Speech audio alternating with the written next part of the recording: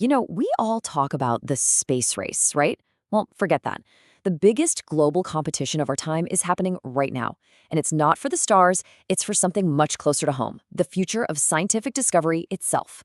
We're talking about artificial intelligence completely changing the game, and you've got three global powers locked in this incredibly high-stakes race to come out on top. All right, so here's how we're going to break this all down. First, we'll get into what this new scientific revolution actually is. Then, we'll look at the playbook for the USA with its Genesis mission, the EU and their AI factories, and of course, China's massive national effort. And to wrap it all up, we'll compare these three very different strategies. So for centuries, science has been pretty straightforward, right? You get a hypothesis, you run an experiment, you look at the results. Simple. Well, that's all changing. We are walking into a new era where AI can sift through these enormous piles of data and spot patterns, connections that a human brain just could never see. It's almost like the AI is becoming the scientist. And if you need any proof of just how serious this is, you just have to look at the words being used. This isn't some casual economic project. No. The US government is literally comparing this to the Manhattan Project. I mean, think about that. That tells you everything you need to know. They see this as an existential fight for national security. Okay, so let's dive into the American strategy first. It's called the Genesis mission, and it is a huge shift.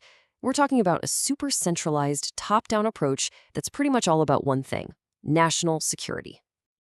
So what is the Genesis mission? Well, at its heart, it's about building one single, super secure AI platform. The big idea is to take all this incredible scientific data that the US government has locked away and use it to train some seriously powerful new AI models. And get this, it's being run by the Department of Energy, the same folks who handle the nuclear weapons. That's not a coincidence. It just screams national security, doesn't it? And this thing is absolutely laser-focused. Just look at these 6 priority areas. These weren't just picked out of a hat. Each one of these is a key technological battleground in the competition with China. A major breakthrough here isn't just a win for science. It's a massive economic and military advantage that could last for decades. And check out this timeline. It really shows you the insane urgency here. We're not talking about a 5-year plan. We're talking about months. 90 days to audit all federal computing? And they want a working demo in 270 days? This isn't a marathon, it's an all-out sprint. All right, now let's hop across the pond to Europe, because they are playing a completely different game. Forget the centralized security-first model. The EU is all about building a collaborative ecosystem. And their main goal?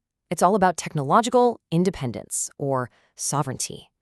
The heart of the EU's strategy is something they call an AI factory. And this is not just some big building full of servers. Think of it more like a one-stop shop. It gives startups, researchers, you name it, access to everything they need: the computing power, the data, the expertise. The whole idea is to grow their own AI industry right from the very beginning. And they are putting their money where their mouth is. The EU is pumping some serious cash into this. We're talking over 3 billion euros every single year through programs like Horizon Europe. This is a very clear, very deliberate attempt to build a third major player in a world that's getting dominated by US and Chinese tech. So what's the big why behind all this? It really boils down to one key phrase: technological sovereignty. The EU just does not want a future where they're totally dependent on American or Chinese technology. It's that simple. They want to build their own stuff, their own way, making sure the AI they create is what they call trustworthy AI, something that actually fits with their own values and rules. Okay, time to turn to our third major player, China. And here, the approach is, well, it's on another level. It's what's known as a whole-of-nation mobilization. Think massive, state-run infrastructure projects and an incredibly tight partnership between the government, universities, and big companies. So, China's big plan has a name: AI for Science, or AI4S for short. And let's be clear, this is not about scientists in a lab chasing abstract theories. Nope. This is a super practical, long-term plan to weave AI into the very fabric of the country's industry. They're looking for immediate, real-world breakthroughs in things like drug development and creating new materials.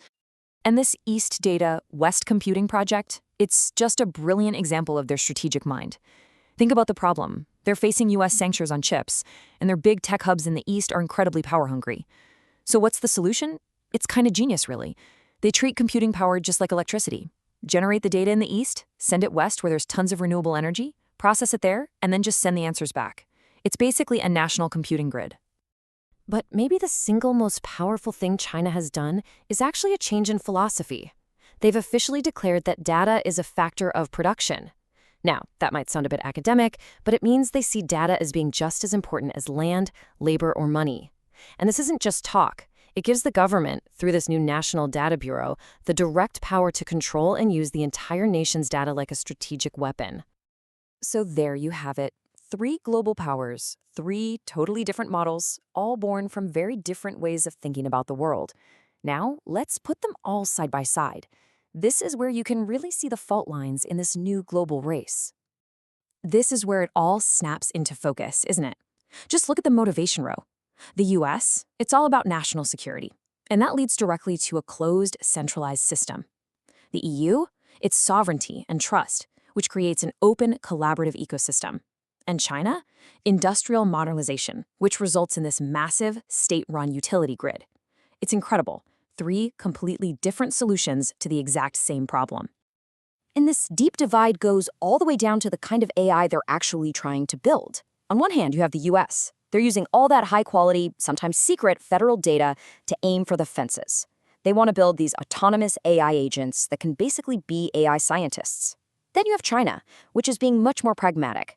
They're focusing on highly specialized AIs that can solve one specific industrial problem, like designing a new chemical, and do it today. So, what's the big takeaway from all of this? Well, no matter which strategy you look at, they're all pushing us towards the same incredible future. The birth of something people are starting to call science, science plus AI. And we're not just talking about AI as a fancy calculator.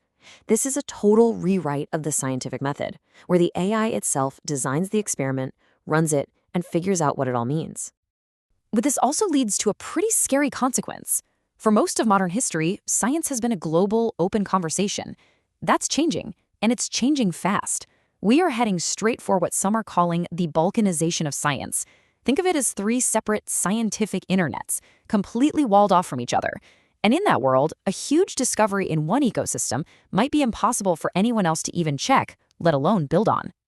Now look, this competition is definitely going to spark some amazing national breakthroughs, no doubt about it. But it leaves us with this one huge hanging question.